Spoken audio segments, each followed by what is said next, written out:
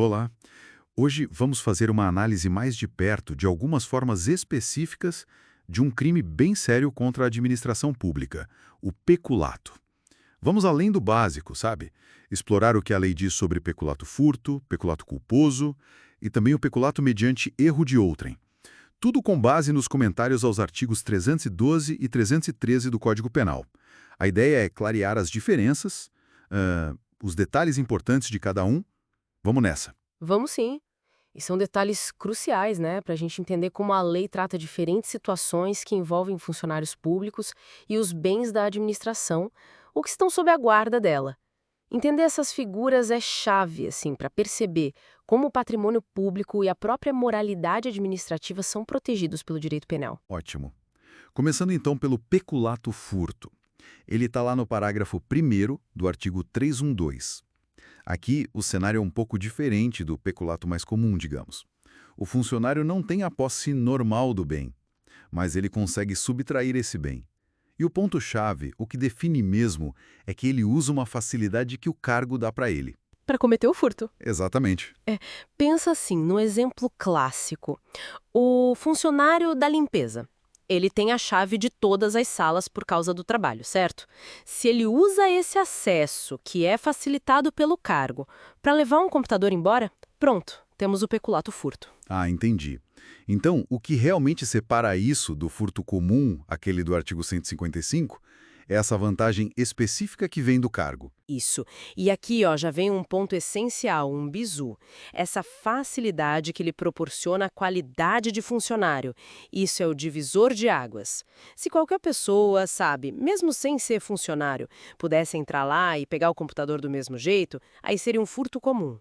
No peculato furto, o cargo tem que, de fato, ter facilitado, seja abrindo uma porta que normalmente estaria fechada ou diminuindo a vigilância sobre o bem. E, claro, é um crime doloso. Precisa da intenção, da vontade de subtrair usando essa facilidade que o cargo deu. Perfeito, ficou claro. Agora, vamos mudar um pouco o foco para o peculato culposo. Está no parágrafo 2º do 312. Aqui a lógica é bem diferente, né? O funcionário não tem a intenção de cometer o crime, não quer o resultado. Correto. Não existe a vontade de lesar o patrimônio público, mas ele age com culpa. E culpa, no direito penal, é negligência, imprudência ou imperícia. Essa falta de cuidado dele acaba permitindo que outra pessoa cometa um peculato doloso. Ou seja, que outra pessoa, com intenção, se aproprie, desvie ou furte um bem público. E justamente por não ter intenção, a pena para quem agiu com culpa é bem mais branda, é de detenção. Então, a responsabilidade do funcionário negligente é por ter aberto a porta para o crime de outra pessoa, basicamente. Por não ter tido cuidado devido, oportunidade para o crime doloso do terceiro. É fundamental notar. Se essa outra pessoa não cometer o crime doloso, não existe peculato culposo para o funcionário que foi descuidado. Pode até ter uma falta administrativa, mas o crime penal não. O exemplo que sempre dão é o do tesoureiro, né? Ele esquece o cofre aberto por puro descuido, negligência. Aí alguém vê aquilo, a oportunidade, e furta o dinheiro. Esse terceiro comete o crime doloso. E o tesoureiro responde pelo peculato culposo. E atenção aqui, ó, para outro bizu muito importante específico do peculato culposo. Tá lá no parágrafo 3º do artigo 312. A questão da reparação do dano.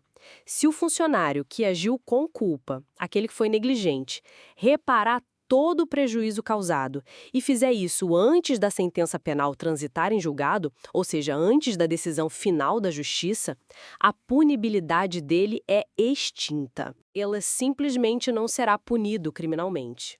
A lei dá esse benefício. Puxa, interessante. E se ele só conseguir reparar o dano depois dessa decisão final? Já era.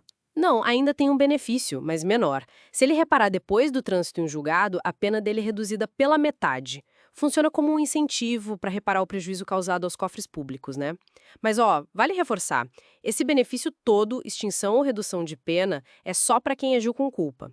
Não se aplica de jeito nenhum ao terceiro que cometeu o peculato doloso, o crime principal. Esse responde integralmente pelo crime dele. Entendi. Faz todo sentido essa distinção. Bom, Para fechar essa nossa análise, falta o peculato mediante erro de outrem. É o artigo 313. Às vezes o pessoal chama de peculato estelionato, né? Mas pelo que entendi, não é bem a mesma coisa. É, essa comparação pode confundir um pouco. Tecnicamente não é estelionato. A situação aqui é a seguinte: o funcionário público, agindo por causa do cargo dele, recebe um dinheiro ou algum outro bem. Porque a pessoa que entregou cometeu um erro. Um erro espontâneo partiu dela. O funcionário percebe esse erro, vê que recebeu algo a mais ou algo que não deveria. Em vez de corrigir e de devolver, ele se apropria daquilo que recebeu indevidamente por causa do erro do outro. Ah, então o ponto crucial é que o erro é totalmente do terceiro? O funcionário não fez nada para induzir esse erro. Fraude, nenhum artifício para fazer a pessoa errar. Ele só se aproveita do erro que já aconteceu. Se ele tivesse usado alguma malandragem, alguma fraude para receber indevidamente, aí sim a gente poderia estar falando de estelionato, talvez. E a diferença para o peculato apropriação comum, aquele do capto do 312, é que aqui, no 313, o bem já chega nas mãos do funcionário de forma indevida, por causa desse erro de quem entregou. Ele se apropria de algo que ele já sabe que não é dele desde o momento que recebe. Entendi. Tipo, o caixa de uma repartição pública que recebe uma nota de R$ 100 para pagar uma taxa de 10. A pessoa que pagou se distrai, não pede o troco.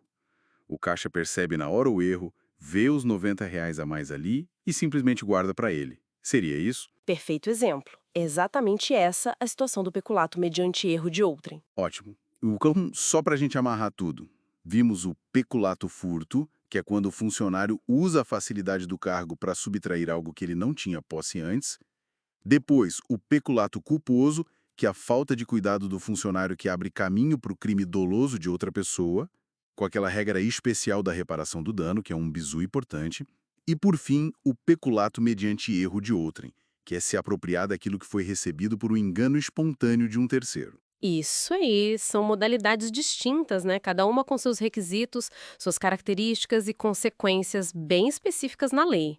Isso mostra como o direito penal tenta detalhar as responsabilidades no serviço público e ajustar a punição para cada tipo de conduta que afeta a administração, especialmente vinda de quem deveria zelar por ela.